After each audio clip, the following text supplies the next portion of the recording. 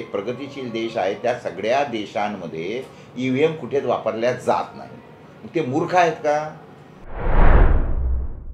ते करायचं नाही, ईव्हीएम द्यायचं नाही आणि ईव्हीएम जर खराब असेल तर तुम्ही आम्हाला सपोर्ट द्या, पण ईव्हीएमला टच करायचा नाही, हात लावायचा नाही। अशाने कसं होणार आहे? मग जेव्हा एका माणसाने शंका घेतल्याबरोबर असं झालं, इथं हजारो नव्हे, लाखो नव्हे, कोट्यावधी लोक या सगळ्या संदर्भामध्ये शंका घेत आहेत। आणि तुम्ही जर हे ऐकत नसाल, निवडणूक ऐकत नसेल, निवडणूक आयोग ऐकत नसेल, सरकार ऐकत नसेल, तर लोकांनी काही नाही, तिथं जायचं, ईव्हीएमची मशीन हातात धरायची, खाली फोडायची। तुमच्या गावात येणाऱ्या प्रत्येक सत्ताधारी पक्षाचा, तो आमदार असो, तो खासदार असो, मंत्री असो, त्याला हे प्रश्न करा। तुमचा आवाज जनतेपर्यंत पोहोचू द्या, सरकारपर्यंत पोहोचू द्या, मोठा करा।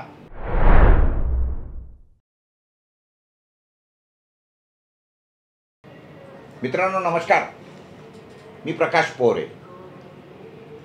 मी आज मुद्दाम तुमच्या समोर आलो। सध्याच्या घडीला निवडणुकांचा वारं वाहत आहे, परंतु निवडणुका ज्यांच्या भरोशावर केल्या जातात त्या ईव्हीएमच्या संदर्भामध्ये देशामध्ये लोकांचा प्रचंड आक्रोश आहे। आपण बघतात अनेक ठिकाणी आंदोलनं सुरू आहे, ईव्हीएम हटाव, देश बचाव या पद्धतीच्या सगळ्या घोषणा चालू आहेत आणि भारतभर चालू आहे। दिल्लीमध्ये अगदी त्या जंतर मंतरवर म्हणा किंवा मग मुंबईला म्हणा, सगळ्याच ठिकाणी आंदोलनं चालू आहेत। माझं असं या सगळ्या संदर्भामध्ये असं म्हणणं आहे की हे सगळं चालू असताना गावोगावी सरकारतर्फे म्हणजे निवडणूक आयोगातर्फे गाड्या पाठवल्या जातात आणि दाखवल्या जातं डेमॉन्स्ट्रेशन की बाबा ईव्हीएम फार सुरक्षित आहे, करा। माझं म्हणणं, तुमचा एवढा आग्रह काय आहे?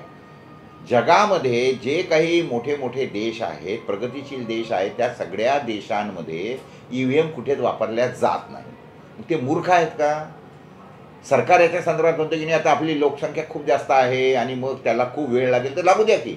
तसंही तुम्ही एकेका महिन्यामध्ये 15-15 दिवस एकेका राज्याचं निवडणूक प्रोग्राम देता, मग त्याच्यामध्ये हे अजून 4 दिवस लागले तर बिघडलं कुठं त्याच्यामध्ये? माझं असं म्हणणं आहे, लोकांच्या शंकांना उत्तरं देणं हे तुमचं काम आहे। तुम्ही उगाच या संदर्भामध्ये आपली आडमुठी भूमिका ठेवणे अजिबात उपयोगाची नाही। जर माझं मत हे कुठे जात आहे याच्याबद्दल जर माझ्या मनात शंका निर्माण झाली असेल तर माझं शंका निरसन करणं हे तुमचं काम आहे। म्हणून याचा अर्थ तुम्ही गावोगावी तुमचे ईव्हीएम पाठवायचे, लोकांना दाखवायचे, अशाने होत नाही। तुम्हाला जर करायचंच असेल तर मग ते कुठले एक वकील आहेत या सगळ्या संदर्भामध्ये ते मागणी करतात, बाबा तुम्ही आम्हाला 50 ईव्हीएम द्या, वाटलं तर सरकारने ते पैसे घ्यावे की आम्हाला तुम्हाला एक ईव्हीएम 10,000 रुपयामध्ये, 15,000 रुपयामध्ये, 50,000 जे काय पडेल ते पडेल, तर ते द्यावेत, त्याला 10 द्यावेत। तो 50 मागतो तर किमान 10 द्या आणि मग त्याला करू द्या ना सिद्ध, काय करायचं असेल ते करायचं नाही, ईव्हीएम द्यायचं नाही। आणि ईव्हीएम जर खराब असेल तर तुम्ही आम्हाला सपोर्ट द्या, पण ईव्हीएमला टच करायचा नाही, हात लावायचा नाही। अशाने कसं होणार आहे? अहो, हे साधं आणि सरळ आहे। साधा मोबाईल मी तुम्हाला सांगतो, ते मुंबईमध्ये कोणीतरी एक सायबर एक्सपर्ट आहेत, त्यांचं एक दिवस मी लेक्चर ऐकलं। त्यांनी सांगितलं की हे कुठलंही जे डिजिटल आहे त्याच्यामध्ये काहीही छेडाखानी होऊ शकते।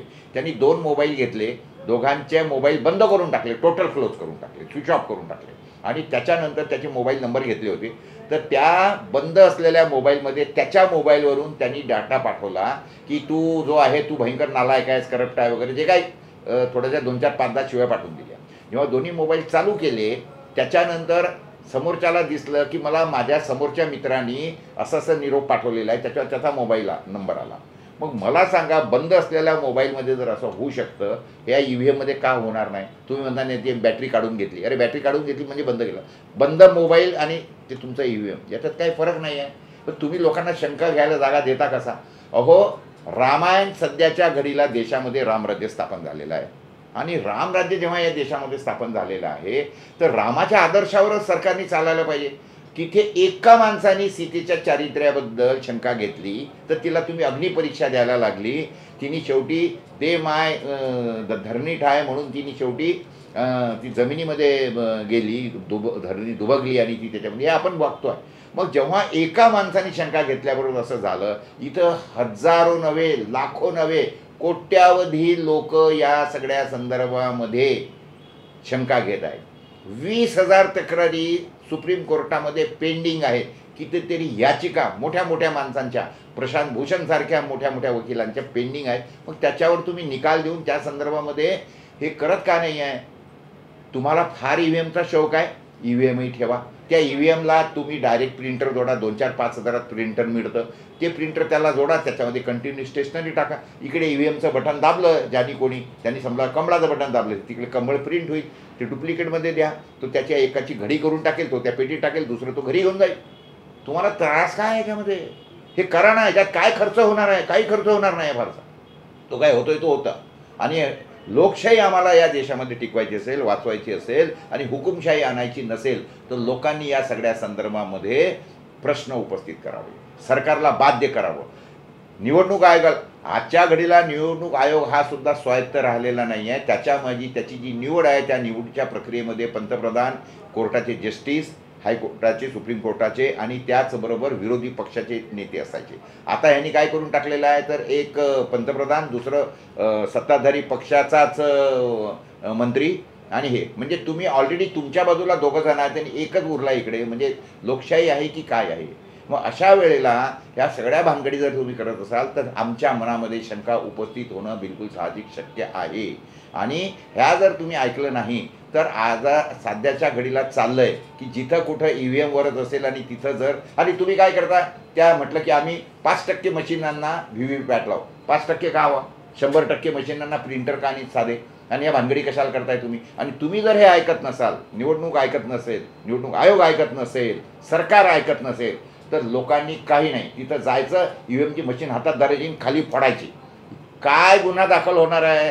या देशामध्ये सध्याच्या घडीला EVM मशीन फोडली म्हणून जास्तीत जास्त तुमच्यावर सरकारी कामात अडथळा एवढा गुन्हा दाखल होईल किंवा सरकार एखाद्या देशद्रोहाचा गुन्हा दाखल होईल आहेत ना. आणि सरकार किती लोकांवर देशद्रोहाचे गुन्हे दाखल करणार आहे? लाखो लोक, करोडो लोक या सगळ्या संदर्भामध्ये रस्त्यावर उतरले आणि लाखो मशिनी जर फोडल्या गेल्या तर किती लोकांवर गुन्हे दाखल करेल? चिंता करू नका. मात्र आजच्या घडीला या देशाची लोकशाही धोक्यात आलेली आहे. त्यामुळे सगळ्या लोकांनी ह्या बाबीवर अत्यंत गंभीर व्हावं. तुमच्या गावात येणाऱ्या प्रत्येक सत्ताधारी पक्षाचा, तो आमदार असो, तो खासदार असो, मंत्री असो, त्याला हे प्रश्न करा. तुमचा आवाज जनतेपर्यंत पोहोचू द्या, सरकारपर्यंत पोहोचू द्या, मोठा करा. कारण सध्याच्या घडीला आवाज मोठा केल्याशिवाय काही होत नाही. सरकार मोठं आवाज केला तरी ऐकत नाही. आपण बघतो एवढे शेतकरी ओरडत आहेत, त्यांचं ऐकत नाही आहे तिकडे. बाकीचे लोक एवढ्या अनेक प्रश्नांवर, महागाई असेल कशाकडे बोंबलत आहेत, सरकार ऐकायला तयार नाही आहे. मात्र आपल्याला यांना वठणीवर आणावं लागणार आहे. त्यामुळे मित्रांनो, जागृत व्हा आणि या सगळ्या संदर्भामध्ये तुम्ही तुमचा नागरिकत्वाचा हक्क बजवा, एवढं सांगतो. आपली धन्यवाद. ठळक घडामोडींसाठी देशोन्नती न्यूज चॅनलला सबस्क्राईब करा आणि बेल आयकॉन प्रेस करा.